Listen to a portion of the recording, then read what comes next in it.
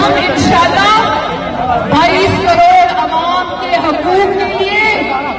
गरीब रेहड़ी वाले के रोजगार के लिए, ताजिर के लिए, बिजनेस कम्युनिटी के लिए, गरीब के लिए, मेहनत कश के लिए और खवातीन के लिए जो रेड जोन में जो बैठी है, जो पेंशनर है, आज हम सबके हकूक के लिए निकले हैं, आपके वोट की इज्जत के लिए निकले हैं। मैं पाकिस्तान की और खुसूसन गुजरांवाला की आवाम से ये अपील करती हूँ कि मेरे बुजुर्ग, मेरे भाई, मेरी बहनें, मेरी माएं आए और इस काफले में शामिल हो। और आज मैं मीडिया के थ्रू मैं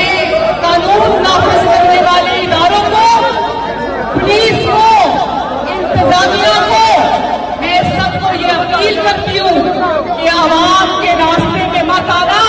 ये सिर्फ आवाम की जंग नहीं है, ये आप लोगों के हकूक की जंग है।